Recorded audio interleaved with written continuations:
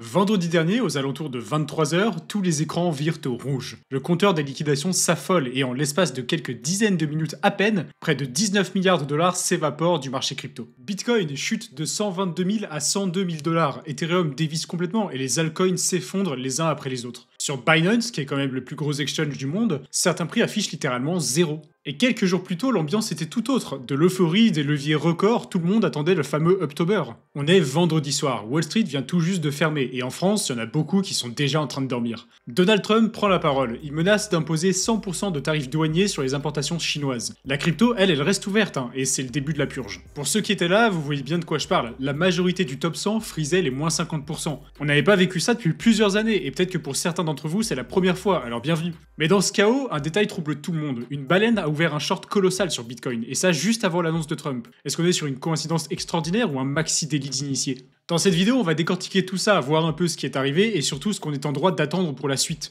La poussière est en train de retomber et vous allez voir, il y a pas mal de trucs intéressants. Un petit mot avant de continuer, au journal du coin, on a récemment lancé Steady Lads. L'idée est simple, on suit en temps réel l'aventure d'un trader crypto pro qui gère un portefeuille de 100 000 dollars. Il partage toutes ses positions, ses analyses et sa méthodologie en toute transparence. Concrètement, vous avez accès au suivi complet du portefeuille, à des lives chaque semaine, à des analyses quotidiennes et à une communauté exclusive de passionnés. Mais surtout, ça vous permet de vraiment entrer dans la tête d'un pro du trading. Chaque décision est expliquée, documentée, ce qui vous aide à comprendre son processus de réflexion et sa manière d'aborder le marché. Mercredi dernier, Kara nous parlait du gros crash qu'on a eu vendredi et comment se préparer pour la suite. Alors n'hésitez pas à aller jeter un œil, ça se passe sur Steady Lads. Je vous mets tous les liens en description. Allez, retour à la vidéo. Aussi bizarre que cela puisse paraître, tout commence en Asie. Alors que les marchés nagent dans l'euphorie, un événement passé presque inaperçu va déclencher la plus grande panique financière de l'année. La veille du crash, la Chine annonce de nouvelles restrictions sur l'exportation des terres rares. Vous avez sûrement déjà entendu ce terme, terres rares. C'est des ressources qui sont extrêmement précieuses. Alors pas tellement parce qu'elles sont rares, comme leur nom ne l'indique pas, mais parce qu'elles sont à la base de la fabrication d'énormément de trucs de notre quotidien. Les batteries, les téléphones, les véhicules électriques, ou même l'armement en fait. Tout ce que vous pouvez allumer ou éteindre dépend probablement de terres rares à un moment ou à un autre. Le truc, c'est que la Chine a un quasi-monopole sur l'extraction et le raffinage de ces matériaux. On estime que l'empire du milieu est responsable d'environ 61% de la production de terres rares et de 92% de leur traitement. En clair, Pékin joue avec le levier le plus puissant qu'elle possède, sa domination sur une ressource dont le monde ne peut pas se passer. Pour Washington, c'est une déclaration de guerre économique. Les États-Unis dépendent de ces matériaux pour leur industrie stratégique et ce geste est perçu comme un affront direct. Quelques heures plus tard, Donald Trump réagit à sa manière. D'après lui, ils deviennent vraiment hostiles sur le plan économique et stratégique et ça sent vraiment pas bon. Dans la foulée, les marchés commencent à bouillonner sévère. Le VIX, l'indice de peur de Wall Street, grimpe de 30%. Dans l'écosystème crypto, le premier frisson se fait sentir. Bitcoin glisse légèrement de 122 000 à 117 000 dollars. Rien d'alarmant encore, juste un aperçu de ce qui est en train de se profiler. Dans l'après-midi, Trump envoie un second message, bien plus brutal. Il annonce officiellement une taxe de 100% sur toutes les importations chinoises, en plus de celles déjà en place. C'est une mesure radicale, imprévisible et postée juste après la fermeture de Wall Street, comme par hasard. Bref, c'est Trump qui fait du Trump. Vous le savez, la crypto ça ferme jamais, alors fallait bien que la réaction en chaîne commence quelque part. En quelques minutes, Bitcoin décroche, 3000 dollars de pertes instantanées, puis la chute s'emballe. Les positions à levier explosent les unes après les autres, les ordres stop ne suivent plus, les plateformes saturent. Ethereum perd plus de 20%, Solana s'écrase, Dogecoin est coupé en deux. La peur devient contagieuse, irrationnelle, c'est même plus juste une petite correction, c'est une réaction en chaîne. En à peine quelques mots venant des présidents des deux plus grosses puissances économiques mondiales, l'écosystème crypto assiste au plus grand choc de son histoire, et c'est peu dire.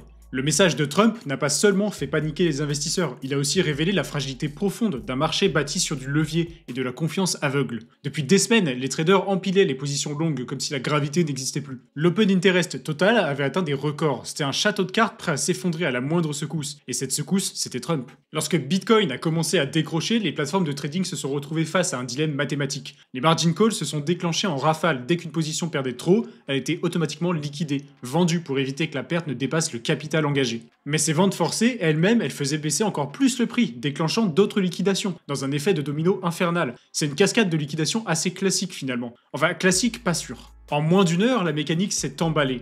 Les liquidations automatiques se comptaient par centaines de milliers. Les ordres stop-loss censés protéger les positions n'ont pas eu le temps de s'exécuter, gelés dans des carnets d'ordre saturés. Sur Binance, Coinbase ou même Kraken, les traders témoignaient d'écrans figés, de prix incohérents, de boutons inactifs. Certains ont vu leur portefeuille s'évaporer sans pouvoir rien faire. Les carnets se vidaient si vite qu'à un moment, il n'y avait plus d'acheteurs face à la masse de vendeurs. Le marché s'effondrait dans le vide. Côté DEX, c'était pas mieux, hein. Certaines chaînes ont vraiment galéré et les utilisateurs se retrouvaient avec l'impossibilité de faire passer des transactions. Le bilan est vertigineux. 19 milliards de dollars de positions évaporées en moins de 24 heures. Sur Hyperliquid, c'est plus de 250 wallets qui ont perdu leur statut de millionnaire. À titre de comparaison, lors du crack Covid de 2020, le marché n'avait perdu qu'un peu plus d'1 milliard. Même la chute de FTX n'avait pas dépassé 1,6 milliard. Là, on parle d'un choc 20 fois supérieur. La crypto venait de vivre son plus gros crash systémique, un effondrement auto-entretenu par les algorithmes. Et pendant que les petits investisseurs perdaient tout, certains semblaient étrangement préparés. Sur Hyperliquid, un trader inconnu avait ouvert genre 30 minutes avant le crash une position short d'un montant colossal. Plus de 700 millions de dollars misés contre Bitcoin et Ethereum.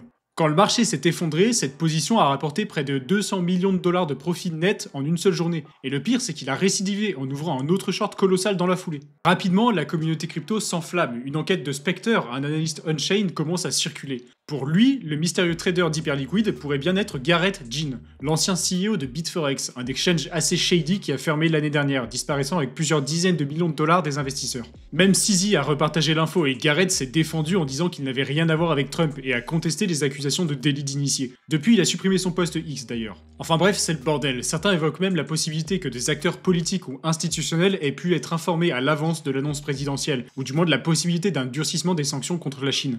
D'autres y voient une manipulation coordonnée exploitant le faible niveau de liquidité du vendredi soir pour maximiser l'effet de choc.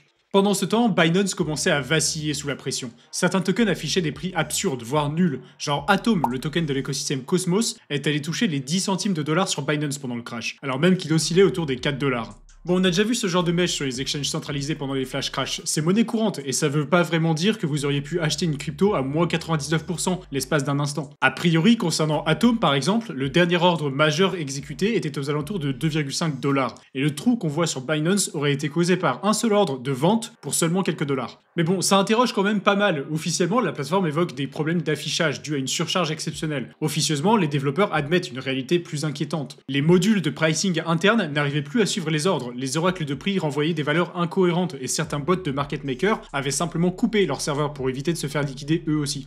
Résultat, un marché sans liquidité où plus rien n'avait de sens. Les graphiques ressemblaient à des électrocardiogrammes plats, les volumes s'effondraient et la confiance, elle, disparaissait à mesure que les wallets saignaient. Après la tempête, un calme étrange s'installe. Le marché est comme en pleine torpeur, les chandelles rouges ont cessé et Trump a décidé d'être rassurant. Ne vous inquiétez pas à propos de la Chine, tout ira bien. Tout ira bien, mais ça se voit que c'est pas son wallet qui a pris moins 50% dans les dents en à peine un week-end, vous me direz.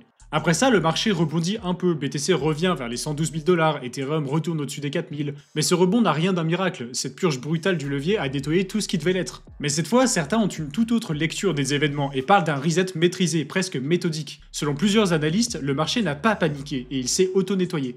On aurait potentiellement assisté à un véritable test de maturité pour Bitcoin. Pendant la correction, le volume spot a atteint 44 milliards de dollars, proche des plus hauts du cycle, tandis que le volume sur les futures ont explosé à 128 milliards. L'open interest total, lui, a chuté de 14 milliards, mais seuls 7% de cette baisse viendrait de liquidation forcée. Autrement dit, la majorité des traders ont fermé leur position volontairement, réduisant le risque avant de se faire écraser. Glassnode confirme cette lecture, près de 19 milliards de dollars de levier ont été effacés du système. Les taux de funding sont retombés à des niveaux jamais vus depuis le bear market de 2022 et la pression acheteuse s'est calmée. Pourtant, la structure du marché, elle a tenu. Les volumes spot sont restés solides et l'activité on-chain n'a pas faibli. Le message est clair, les spéculateurs à levier ont été lessivés, mais les investisseurs de long terme, eux, sont restés en place. Le marché sort de cet épisode plus sobre, plus prudent et plus adulte. Sur les options, les traders ont rapidement reconfiguré leur position. La hausse du skew, c'est-à-dire la façon dont la volatilité des contrats d'options varie en fonction de leur prix d'exercice, montre que la demande de protection à la baisse augmente. C'est un peu barbare dit comme ça, mais c'est un signe que la peur n'a pas paralysé le marché, elle l'a rendu plus intelligent. Pour beaucoup d'analystes, ce deleveraging massif marque le début d'une phase de consolidation saine où le risque est géré avec plus de discipline. Mais tout le monde ne voit pas cette accalmie comme une fin. Un autre analyste de CryptoQuant estime que c'est précisément dans la peur extrême que naissent les meilleures opportunités. D'après lui, seule une toute petite partie des alts sur Binance se trade encore au-dessus de leur moyenne mobile 200 jours, qui est un niveau historiquement associé à des points d'entrée idéaux. L'histoire montre qu'à chaque fois que le marché atteignait un tel creux d'intérêt, une reprise suivait peu après. La DeFi, elle aussi, a passé son propre stress test. Le volume sur les DEX a atteint un record absolu de 177 milliards de dollars et les protocoles de lending ont engrangé plus de 20 millions de dollars de frais. Même dans la tourmente, la finance décentralisée a prouvé qu'elle pouvait encaisser sans s'effondrer. Enfin, dernier signe d'un marché qui se prépare peut-être déjà à rebondir, selon CryptoQuant toujours, c'est que plus de 3,2 milliards de dollars de stablecoins ont afflué vers les exchanges après le crash, principalement sur Binance, Bybit et OKX. Cet afflux massif pourrait bien alimenter un nouveau run si jamais on a de bonnes nouvelles qui se profilent, pourquoi pas. Tout ça, ça reste des hypothèses et des interprétations. Le marché crypto s'est fait peur et la décélération aura été brutale. Il va falloir être attentif et surveiller les prochaines semaines car ça s'annonce déterminant. Pour ça, vous pouvez rejoindre notre canal Telegram d'actualité, on vous résume les actus crypto en direct et ça fait vraiment gagner beaucoup de temps. Et évidemment, venez suivre les aventures de Kara sur Steady Lads. Dans ce genre de moment, ces analyses sont d'autant plus précieuses. Dites-moi en commentaire comment vous avez vécu ce crash et si c'était votre premier, ça m'intéresse. Dites-moi aussi si vous avez des idées de sujets pour les prochaines vidéos et d'ici là on se dit à la prochaine, bye.